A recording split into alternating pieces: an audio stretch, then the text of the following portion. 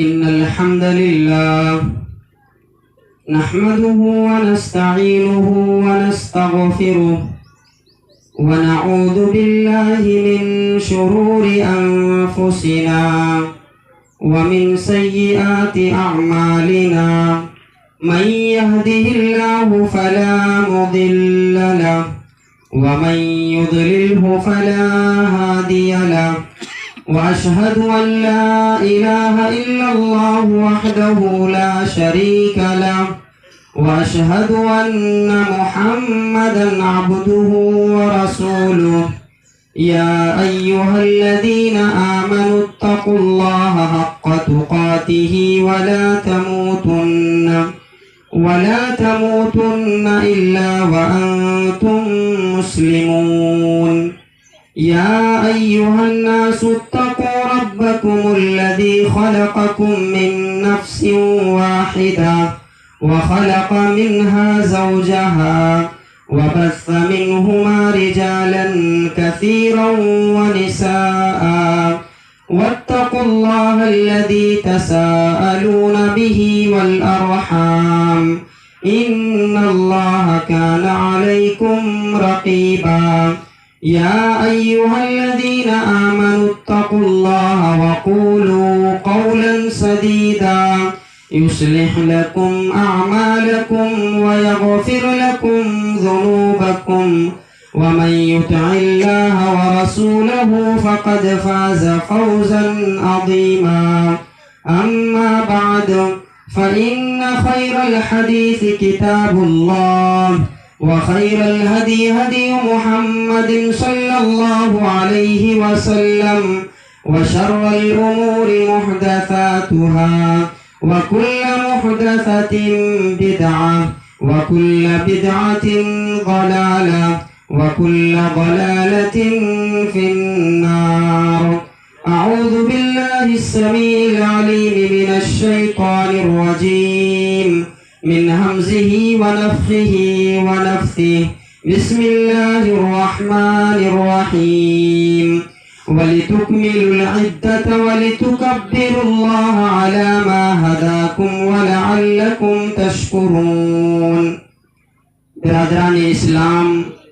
اور پردہ نشین خواتین اسلام، اللہ تبارک و تعالیٰ کا بے انتہا شکر و احسان ہے جس کے فضل اور توفیق سے ہم نے رمضان المبارک کا مہینہ گزارا، اور رمضان المبارک کے مہینے کے گزر جانے کے بعد اللہ تبارک و تعالیٰ کا شکر بجا لانے کے لیے ہم اللہ رب العالمین کی زمینوں میں سے اس میدان میں آ کر کے جمع ہوئے ہیں اور عید الفطر کی سنت ادا کر رہے ہیں۔ حضرات، رمضان المبارک کا مہینہ بہت ہی بابرکت اور رحمتوں والا مہینہ تھا جو ہم سے چلا گیا۔ آج عید الفطر کا دن ہے، اور عید الفطر کس کے لیے ہے؟ عید الفطر کی خوشیاں کس کے لیے ہیں؟ عید الفطر کی سعادتیں کس کے لیے ہیں؟ سلف صالحین رحمہ اللہ کہا کرتے تھے کہ لیس العید من لبس الجدید، اس آدمی کا عید نہیں جو صرف نئے نئے لباس پہن کر کے عیدگاہ پہنچ جائے، اس آدمی کا عید نہیں جو صرف اچھے اور خوبصورت لباس پہن کر کے عیدگاہ میں آ جائے، بلکہ حقیقی عید تو اس انسان کے لیے ہے من خاف یوم الوعید، کہ جو انسان اللہ سے ڈرتا ہے، جو انسان اللہ سے خوف کھاتا ہے، جس کے دل میں اللہ کا ڈر ہو، اسی انسان کے لیے حقیقی معنوں میں یہ عید کی سعادتیں، خوشیاں اور مسرتیں ہیں۔ اسی لیے نبی صلی اللہ علیہ وسلم کی زبان سے ہمیں یہ اعلان ملتا ہے کہ اللہ کے نبی صلی اللہ علیہ وسلم نے فرمایا من صام رمضان ایمانا و احتسابا غفر له ما تقدم من ذنبی، کہ کسی انسان کے لیے عید کی حقیقی حقیقی خوشیاں ہیں۔ اللہ کے نبی صلی اللہ علیہ وسلم نے کہا کہ من صام رمضان ایمانا واحتسابا غفر له ما تقدم من ذنبی، کہ جس نے رمضان کے روزے رکھے ایمان اور ثواب کی امید سے تو اللہ تبارک و تعالی نے اس کے پچھلے گناہوں کو معاف کر دیتا ہے۔ اور اسی طرح خوشی کس کے لیے ہے؟ عید کے موقع پر اللہ کے نبی صلی اللہ علیہ وسلم نے فرمایا کہ وَمَنْ قَامَ رَمَضَانَ ایمانا واحتسابا غفر له ما تقدم من ذنبی، کہ جس نے رمضان کے مہینے میں نماز تراویح کا اہتمام کیا اللہ تبارک و تعالی اس کے پچھلے گناہوں کو معاف کر دیتے ہیں، اور حقیقی معنوں میں اسی انسان کو عید کی خوشیاں ملتی ہیں۔ اور اللہ کے نبی صلی اللہ علیہ وسلم نے کہا کہ من قام لیلۃ القدر ایمانا واحتسابا غفر له ما تقدم من ذنبی، کہ جس انسان نے لیلۃ القدر میں جاگ کر کے لیلۃ القدر کو تلاش کرنے کی کوشش کی، ایسے انسان کے گناہوں کو اللہ تبارک و تعالی معاف کر دیتا ہے۔ تو حضرات تین انعامات ہیں، تین ایسی چیزیں ہیں جس انسان کو یہ تین چیزیں مل گئی کہ اسے رمضان بھر روزے کی توفیق مل گئی، اسے رمضان میں نماز تراویح کی توفیق مل گئی، اسے قیام اللیل کی توفیق مل گئی، اسے لیلۃ القدر مل گئی۔ تو حقیقی معنوں میں اسی انسان کے لیے آج کی عید کی خوشی ہے، اسی انسان کے لیے آج کی سعادت ہے، اسی انسان کے لیے یہ آج کی مسرتیں ہیں۔ حضرات میں نے جو آیت آپ کے سامنے تلاوت کی وہ سورہ بقرہ کی آیت ہے۔ اس آیت میں اللہ تبارک و تعالیٰ نے ہم سب کو، آپ سب کو اور تمام اہل ایمان کو ایک اہم پیغام دیا ہے۔ وہ پیغام کیا ہے؟ اللہ تبارک و تعالیٰ نے ارشاد فرمایا کہ وَلِتُكْمِلُوا الْعِدَّةَ وَلِتُكَبِّرُوا اللَّهَ عَلَى مَا هَدَاكُمْ وَلَعَلَّكُمْ تَشْكُرُونَ، کہ اے انسانوں جیسے ہی تم رمضان کا مہینہ گزار کر کے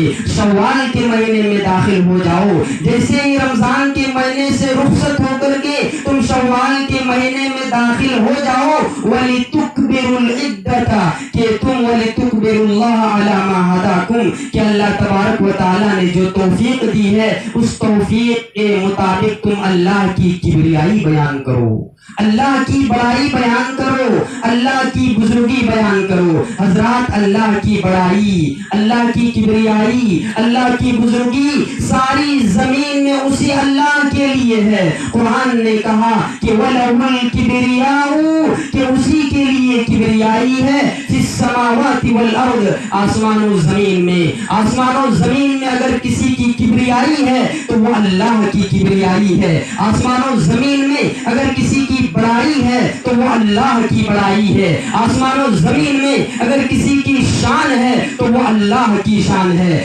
آسمان و زمین میں اگر کسی کے اونچا مقام اور عہدہ ہے تو یہ عظمتیں اور رفعتیں صرف اللہ رب العالمین کے لیے ہے۔ یہی وجہ ہے کہ کل قیامت کے دن محشر کے میدان میں جب سارے لوگ رب العالمین کے سامنے ہوں گے، اللہ تبارک و تعالی ساتوں زمین کو اور ساتوں آسمانوں کو اپنے دائنے ہاتھ پہ لے لے گا، اپنی مٹھی میں سمیٹ لے گا اور کہے گا این الجبارون این المتکبرون، کہ کہاں ہے دنیا میں ظلم کرنے والے، کہاں ہے دنیا میں زیادتی کرنے والے، کہاں ہے دنیا میں لوگوں کو ستانے والے، کہاں ہے دنیا میں لوگوں کو تکلیفیں دینے والے، کہاں ہے دنیا میں لوگوں کو مصیبتوں میں مبتلا کرنے والے، وَأَيْنَ الْمُتَكَبِّرُونَ، اور کہاں ہے میری زمین میں رہ کر کے تکبر کرنے والے، کہاں ہے میری زمین کے اوپر رہ کر کے غرور کرنے والے، کہاں ہے میری زمین پہ رہ کر کے اپنے آپ کو بڑا سمجھنے والے، وَأَيْنَ الْمُتَكَبِّرُونَ وَأَيْنَ وَمَنْ مُلُوكِ الْأَرْضِ، اور اللہ تعالیٰ کہے گا کہ آج کے دن کس انسان کی بادشاہت ہے، ذرا بتائے تو صحیح کہ آج میدان محشر میں اللہ کے علاوہ کس کی بادشاہت ہے۔ تو حضرات میدان محشر میں ایک سناٹا چھا جائے گا اللہ کے اس اعلان کو سننے کے بعد کہ جب اللہ اعلان کرے گا این الجبارون، کہاں ہے دنیا میں ظلم و زیادتی کرنے والے، کہاں ہے میری زمین پر کبر و غرور کے ساتھ چلنے والے، کہاں ہے جو اپنے آپ کو دنیا میں اپنے آپ کو بادشاہ سمجھنے والے تھے، تھے، اپنے آپ کو حکمران سمجھنے والے تھے، اپنے آپ کو عہدہ اور منصب کے جو ذمہ دار سمجھنے والے تھے، کہاں ہیں وہ لوگ؟ جب میدان محشر میں ایک سناٹا چھا جائے گا تو پھر اللہ رب العالمین ہی جواب دے گا کہ آج کے دن انا الملک، آج کا بادشاہ میں ہوں، آج کا شہنشاہ میں ہوں، آج حکمرانی میری ہے، آج کے دن کا حاکم میں ہوں، آج کے دن کا مالک میں ہوں۔ کوئی ہے جو میرے سامنے آ کر کے یہ کہہ سکے کہ آج میری بادشاہت ہے؟ تو حضرات قیامت کے دن اللہ تبارک و تعالی سب مخلوقات کے سامنے، خاص طور پر انسانوں کے سامنے اپنی ملکیت کا اعلان کرے گا اور کہے گا کہ اے لوگوں، میں ہی حقیقی مالک ہوں، میں ہی حقیقی بادشاہ ہوں، میں ہی حقیقی حاکم ہوں۔ حضرات اللہ تبارک و تعالیٰ کی کبریائی اور بڑائی عید الفطر کا ایک بہت اہم پیغام ہے۔ اسی لیے ہم دیکھتے ہیں کہ عید الفطر میں آتے ہوئے نبی صلی اللہ علیہ وسلم نے ہم کو جو تکبیرات سکھائے ہیں، جو کلمات سکھائے ہیں، ان کلمات میں کیا پیغام ہے؟ ان کلمات میں تو یہی پیغام ہے، جب ایک عیدگاہ میں آنے والا مصلی یہ کہتا ہے اللہ اکبر اللہ اکبر، اللہ سب سے بڑا ہے، اللہ سب سے بڑا ہے، اللہ سے بڑھ کر کے کوئی نہیں، ساری کبریائی اللہ کے لیے ہے، ساری سلطنتیں اللہ کے لیے ہے، ساری بادشاہیں اللہ کے لیے ہے، ساری حمد و ثنا، ساری تعریفات، ساری کبریائی اور عظمتیں صرف اللہ کے لیے ہے۔ اور حضرات جہاں پر اللہ کے لیے کبریائی اور بڑائی ہے، اگر کوئی انسان اللہ کی اس کبریائی اور بڑائی کو چھیننے کی کوشش کرے گا، اگر کوئی انسان اللہ کے مقابلے میں اپنے آپ کو متکبر سمجھے گا، اپنے آپ کو بڑا سمجھے گا، اپنے آپ کو اپنے اونچا مقام اور عہدہ والا سمجھے گا، تو پھر نبی صلی اللہ علیہ وسلم کی وہ حدیث قدسی کو یاد کیجئے جس میں اللہ تبارک و تعالی فرماتا ہے کہ الکبریاء ردائی وعظمت ازاری، کہ کبریائی میری چادر ہے، بڑائی میری چادر ہے اور عظمت میری ازار ہے۔ جو میری بڑائی کو مجھ سے چھیننے کی کوشش کرے گا، جو میری عظمت کو مجھ سے چھیننے کی کوشش کرے گا، اللہ تبارک و تعالیٰ کہتا ہے کہ میں اس کو جہنم میں پھینک دوں گا، میں اس کو جہنم رسید کر دوں گا۔ اسی لیے حضرات اس زمین میں صرف اللہ کی بڑائی ہونی چاہیے، اللہ کی کبریائی ہونی چاہیے۔ حضرات عید کے موقع پر ہم سب کو ایک پیغام یہ ملتا ہے کہ ہم اپنے آپ کو عاجزی اختیار کریں، ہم اپنے اندر انکساری پیدا کریں، ہم اپنے اندر عاجزی کے ساتھ زندگی گزاریں، ہم دنیا میں کبر و غرور کا چادر نہ پہنیں، اس لیے کہ جو کبر و غرور کے چادر پہنتے ہیں، اللہ کے نبی کا فرمان ہے کہ غرور کرنے والے، کبر کرنے والے جنت میں داخل نہیں ہوں گے۔ اللہ کے نبی صلی اللہ علیہ وسلم نے فرمایا لا يدخل الجنہ، لا يدخل الجنہ من كان في قلبه مثقال ذرة من الكبر، کہ جس انسان کے دل میں رائی کے دانے کے برابر بھی کبر ہوگا، جس انسان کے دل میں رائی کے دانے کے برابر بھی تکبر ہوگا، وہ جنت میں اس وقت تک داخل نہیں ہو سکتا ہے جب تک وہ جہنم میں جا کر کے اپنے کبر اور غرور کی سزا نہ بھگت لے، اس وقت تک اس کے لیے جنت کا دروازہ نہیں کھولا جائے گا۔ تو حضرات یہ عید کا پیغام ہے کہ ہم اپنے اندر عاجزی اختیار کریں، انکساری اختیار کریں، ہم اپنے آپ کو چھوٹا سمجھ کر کے اس دنیا میں زندگی گزاریں۔ اسی طرح حضرات عید کا جو اور ایک پیغام ہے وہ یہ ہے کہ میرے بھائیو دیندار بن جاؤ، دیندار بن جاؤ، دینداری میں ہی عزت ہے، دینداری میں ہی شرافت ہے۔ اگر دنیا میں عزت کے ساتھ جینا چاہتے ہو تو دیندار بن جاؤ، اپنے آپ کو دیندار بنا لو۔ حضرت عمر فاروق کا وہ قول یاد کیجئے جب حضرت عمر فاروق نے کہا تھا کہ ہم ایسی قوم تھے کہ اسلام سے پہلے ہم دنیا میں ذلیل و خوار تھے، اسلام سے پہلے ہمیں دنیا میں کوئی جانتا اور پہچانتا نہیں تھا، ہمارا کوئی وجود نہیں تھا اس دنیا میں، ہماری کوئی حیثیت نہیں تھی، ہمارا کوئی وقار نہیں تھا، ہماری کوئی عزت نہیں تھی، ہمیں کوئی عزت کی نگاہ سے دیکھنے والا نہیں تھا اس دنیا میں۔ والے، لیکن جب ہم نے اسلام کو قبول کیا، اسلام نے ہمیں عزت عطا کی، اسلام نے ہمیں سربلندی عطا کی، اسلام نے ہمیں شرافت کی زندگی دی۔ تو حضرات، اگر عزت اور شرافت چاہتے ہو، اگر عزت کے ساتھ دنیا میں زندگی گزارنا چاہتے ہو، تو اپنے آپ کو دیندار بنا لو۔ اور دیندار کا کیا مطلب ہے؟ دیندار کا کیا مطلب ہے؟ دیندار کا پہلا مطلب یہ ہے کہ اپنے عقیدے کی اصلاح کیجئے، اپنے عقیدے کو سدھاریے، عبادت صرف اللہ کی کیجئے، عبادت میں اللہ کے علاوہ کسی کو شریک نہ کیجئے، عبادت صرف اس دنیا میں اللہ کی ہوگی، اس دھرتی میں، اس زمین میں اگر کسی کی عبادت ہوگی تو وہ صرف اللہ کی عبادت ہوگی۔ اللہ پر بھروسہ کرنا، اللہ پر توکل کرنا، اللہ پر یقین کرنا، اللہ پر اعتماد رکھنا، اللہ پر ایمان رکھنا، یہ اللہ پر اعتقاد اور اللہ پر ایمان اور عقیدے کی بات ہوئی۔ اور دوسری جو چیز ہے دینداری کے حوالے سے، وہ یہ کہ اپنی عبادتوں کی اصلاح کیجئے، اپنی عبادتوں میں خلوص پیدا کیجئے، اپنی عبادتوں کو قرآن اور حدیث کی روشنی میں انجام دیجئے۔ کیوں ایسی بات ہے کہ ہم اپنی عبادتوں کو قرآن اور حدیث کی روشنی میں انجام دیں؟ اس لیے کہ اگر ہماری عبادتیں قرآن اور حدیث کے مطابق نہ ہوئی تو عبادت کرنے کے باوجود ہمارے لیے وہ عبادت نہیں بلکہ اپنے جان کے لیے وبال بن جائے گی کل قیامت کے دن،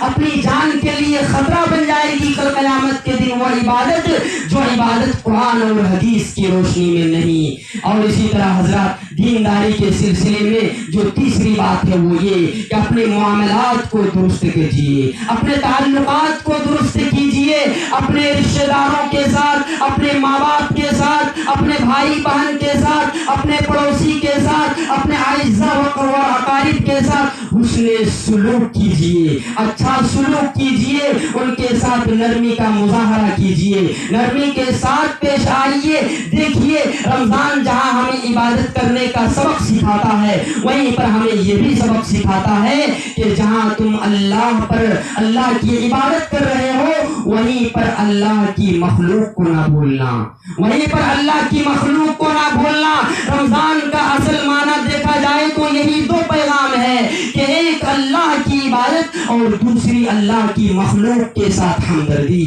اور جب اللہ کی مخلوق کے ساتھ ہمدردی کی بات آتی ہے تو اس میں صرف مسلمان نہیں آتے ہیں، اس میں صرف انسان نہیں آتے ہیں، بلکہ اس میں اس کائنات کے اندر پائی جانے والی ہر مخلوق آ گئی۔ ہر مخلوق کے ساتھ ہمیں حسن سلوک کی تعلیم دی گئی ہے، یہاں تک کہ ایک چیونٹی اور چیونٹی سے لے کر کے اگر اس سے بھی کوئی چھوٹی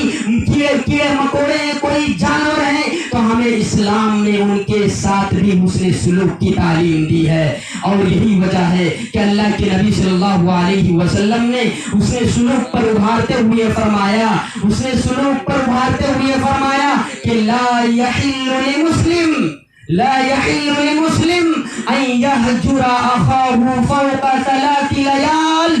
کسی مسلمان کے لیے یہ جائز نہیں ہے، کسی مسلمان کے لیے یہ حلال نہیں ہے کہ وہ اپنے بھائی سے 3 دن سے زیادہ گفتگو چھوڑے، اپنے بھائی سے 3 دن سے زیادہ بات چیت بند کرے۔ یہ کسی مسلمان کے لیے اچھی بات نہیں اور جائز بات نہیں کہ وہ اپنے بھائی سے 3 دن سے زیادہ بات چیت چھوڑے۔ اور آگے اللہ کے نبی صلی اللہ علیہ وسلم نے فرمایا کہ اگر دونوں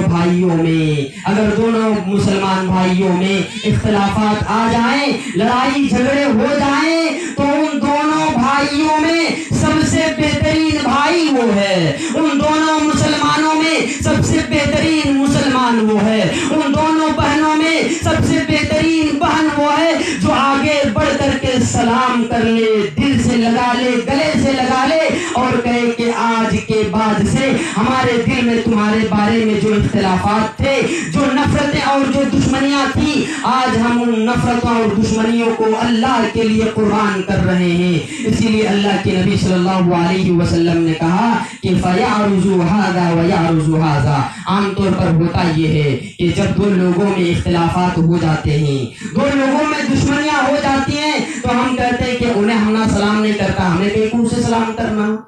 انہیں ہمارے سے نہیں آپ کو ملتا، ہمیں کہیں کو اس سے ملنا۔ اللہ کے نبی صلی اللہ علیہ وسلم کہتے ہیں وَخَيْرُهُمَ الَّذِي يَبْدَأُ بِالسَّلَامِ، کہ ان دونوں لوگوں میں سب سے بہتر وہ ہے جو آگے بڑھ کر کے سلام کرے، آگے بڑھ کر کے ملاقات کرے، آگے بڑھ کر کے گلے سے لگائے۔ تو میرے بھائیوں، آج ہمارے معاشرے میں، ہمارے گھروں میں یہ بیماری اور یہ فتنہ عام ہے کہ ہمیں اپنی بھائی سے بنتی نہیں، ہمیں اپنی بہنوں سے بنتی نہیں، ہمیں اپنے باپ سے بنتی نہیں، ہمیں اپنی ماں سے بنتی نہیں۔ سب سے زیادہ دشمن ہمارے گھر کے اندر ہیں، سب سے زیادہ دشمن ہمارے رشتہ دار میں ہیں، سب سے بڑے دشمن ہمارے قریبی رشتہ دار ہیں۔ ہمیں باہر والوں سے بہت بنتی ہے، باہر والوں سے ہم دوستیاں کرتے ہیں، باہر والوں سے مسکرا کر بات کرتے ہیں، اور جب بیوی کی بات آتی ہے، شوہر کی بات آتی ہے،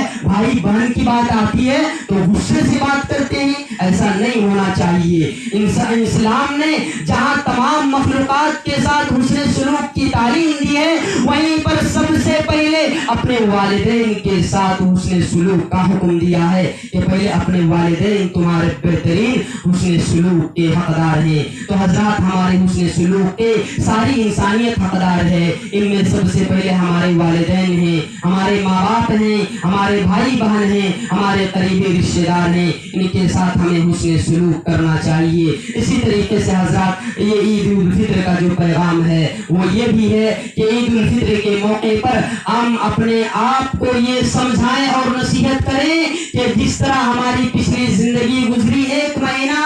اس ایک مہینے کی طرح ہم بقیہ زندگی کو گزاریں گے، بلکہ اس سے اچھی زندگی گزاریں گے۔ ہم نے جو نمازیں پڑھی رمضان میں، جو روزے رکھے، جو تلاوت قرآن کیے، جو ذکر و اذکار کیے، جو توبہ اور استغفار کیے، یہ صرف رمضان کے مہینے کے لیے نہیں تھا کہ ہم نے رمضان کے مہینے میں تو خوب عبادت کی اور جیسے ہی رمضان کا مہینہ گیا ہماری زندگی سے عبادتیں بھی چلی گئیں۔ ایسا کبھی نہیں ہونا چاہیے، ایسا ہرگز نہیں ہونا چاہیے۔ تو حضرات، یہ کچھ باتیں تھیں عید الفطر کی مناسبت سے جو میں نے آپ کے سامنے رکھی، اس امید کے ساتھ کہ آپ ان باتوں پر عمل کریں گے۔ دعا ہے رب العالمین سے کہ اللہ سبحانہ و تعالی ہم سب کو سنی ہوئی باتوں پر عمل کرنے کی توفیق عطا فرما۔